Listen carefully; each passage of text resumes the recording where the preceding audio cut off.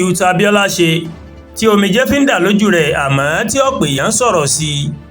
Láìpẹ́ yìí ni ọ̀dọ́mọdé aláwàdà ní Abdulgafar Abiola, ẹni táwọn èèyàn tó mọ̀ sí Cute Abiola ìmọ̀lómọ̀ kéde pé ìyàwó ń bímọ kejì, bẹ́ẹ̀ ń ló sì tún ṣe àfihàn ohun tí ojú obìnrin náà rí lásìkò ìbímọ ọ̀hún. Iṣẹ́ abẹ ni ìyàwó Cute Abiola mà ṣe, ìyẹn tí orúkọ rẹ̀ ń jẹ́ Kudirat Mosúnmọ́lá. Ó sì tó di wípé wọ́n gbé wọ yàrá iṣẹ́ abẹ náà, ìní òun àti ọkọ rẹ̀ ìní wọ́n ti bẹ̀rẹ̀ fídíò tó ń ṣe àfihàn bí ìgbésẹ̀ oyún náà bó ṣe ń lọ. Ibì kan tiẹ̀ wà tí Cute Abiola fúnra rẹ̀ ti ń sunkún nínú fídíò ọ̀hún tó máa ń sọ wípé ìyàwó òun rèé ó ti ń rọbí o, kọ́lọ́ má jẹ́ kó gbabẹ̀ kú nítorí òun kò lè dá ọmọ tọ́. Bí Cute Abiola ṣe ń sunkún, ìníyàwó rẹ̀ tó wà ní yàrá ìgbẹ̀bí náà ìmọ̀ ló máa ń ké ìrora. Gbogbo bí inú rẹ̀ bó ṣe rí in ló hàn nínú fídíò náà, títí kan ibi tí ọkọ rẹ̀ tó ti ń ké Kùránì sí létí láti inú fóònù. Gẹ́gẹ́ bí Cute Abiola táwọn èèyàn tó mọ̀ sí Lọ́yà Kúnlé gẹ́gẹ́ bó ṣe ṣàlàyé, iṣẹ́ abẹ tíyàwó rẹ̀ ń ṣe yìí ìní ẹlẹ́kẹ̀ẹ́ta tí yóò ṣe láàrin ọdún mẹ́rin. Ìdààmú, ìbẹ̀rù àti àìlèsọ̀n tí yóò ṣẹlẹ̀ bí oyún kejì tí Kudirat fẹ́ bí bó ṣe tún la iṣẹ́ abẹ lọ. Ìmọ̀ ló mọ̀ mú Cute Abiola ṣe fídíò tó sì ń fi omijé bẹ̀bẹ̀ pé káwọn olólùfẹ́ òun kí wọ́n bá òun ṣàdúrà kí ìyá bí láyọ̀ kóun sì gbọ́ ohùn ọmọ tuntun láyọ̀ pẹ̀lú. Nínú fídíò tó lé ní wákàtí kan tí Cute Abiola fi sí orí YouTube, ìmọ̀ ló mọ̀ ti ní ìyàwó mi ti wà nínú yàrá iṣẹ́ abẹ, mo bẹ̀ Ọlọ́run dákun jọ̀ọ́ má jẹ́ n fojú sunkún ìyàwó, mo fẹ́ kí ìyàwó mi bí láyọ̀, mo fẹ́ kó jáde láyọ̀ kó má sí ìṣòro kankan.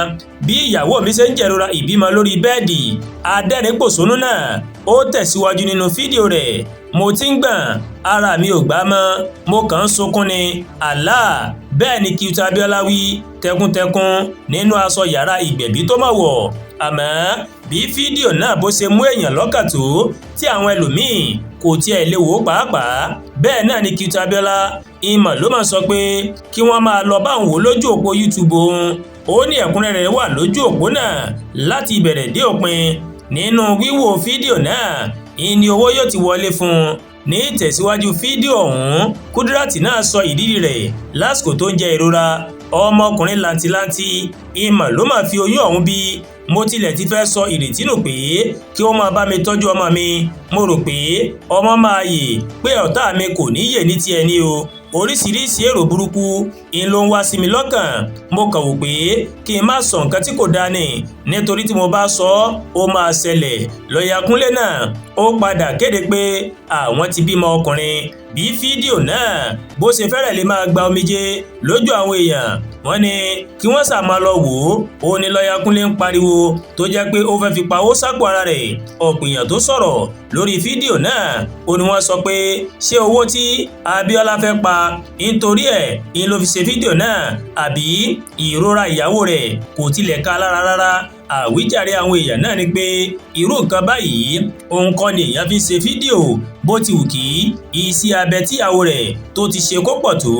Àwọn míì sọ pé owó ló jẹ́ lógún ju ohun tó ń ṣẹlẹ̀ sí ìyàwó rẹ̀ lásìkò ìbímọ náà lọ o. Bí àwọn èèyàn bí wọ́n ṣe bínú tó lórí ayélujára tí àwọn míì ti rò pé Lọ́yà Kúnlé yóò tọrọ àforíjì fún fídíò rẹ̀ náà, kò mà ṣe bẹ́ẹ̀ rárá o. Èsì tó fi hàn ni pé òun kò tiẹ̀ rán àwọn tó ń bínú náà, òun rán wọn níṣẹ́ o. Ní Cute Abiola ń ló fi dá wọn lóhùn, ó ní kí wọ́n padà sójú òpó YouTube òun. Fídíò náà sì rí ó sì wà níbẹ̀ kí wọ́n tún lọ wò ó. Fìlà mọ́wòbẹ̀ ó ní mo dé ní Cute Abiola ń ló fi ọ̀rọ̀ náà ṣe. Wọ́n ti ṣe ìkómọ ọmọ náà, wọ́n sọ ní Abiola Halim Ayọ̀dèjì. Ta ni Cute Abiola gangan? Gbajúmọ̀ nínú àwọn ọ̀dọ́mọdé tó máa ń sọ̀rọ̀ àwàdà àtàwọn iṣẹ́ sọ̀rọ̀sọ̀rọ̀ míì lórí ayélujára. Ó ní Abdulgafar Abiola tí ìnagijẹ rẹ̀ ń jẹ́ Cute Abiola. Lórí Instagram àti Facebook ń ló ti gbajúmọ̀ jù. Ó ti fìgbà kan rí fẹ́ ṣe sójà orí omi ṣùgbọ́n ó kúrò níbẹ̀, ìyẹn níbi ẹ̀kọ́ṣẹ́ ológun náà láàrin kan kò sì padà síbẹ̀ mọ́. ọdún 2021 ìyẹn ló fẹ́ Kudirat Mosúnmọ́lá wọ́n sì bímọ ọkùnrin àkọ́kọ́ kí wọ́n tó bí ẹlẹ́kejì báyìí ọmọ ìlú Ìlọrin ní ìpínlẹ̀ Kwara ni. Kí Ọlọ́run Elédùmarè gbogbo aláboyún ayé pátápátá kó bá wa sọ̀ wọ́n láyọ̀ àtàlàáfíà ká má fi ọ̀bẹ ká má fi gbẹ̀bí wọn o. Àdúrà gba Olúwatóyìn ló ń kàròyìn sí létí láti kàn ní Ẹ̀yà Yorùbá World TV. Bẹ́ẹ̀ ṣe wò wá ẹ máa bá wa like ẹ máa share ẹ dẹ̀ máa comment ẹ má tún gbàgbé láti bá wa subscribe sórí YouTube channel wa kí wọ́n bá wa tẹ notification bell láti lè máa wo ètò wa lọ́kòjọ̀kan tó bá ti gorí ìkànnì. Ẹ ṣé pọ̀ tẹ́ wò wá o àánú Ọlọ́run bá dé yóò wá ẹ̀mí àti ire o àmín.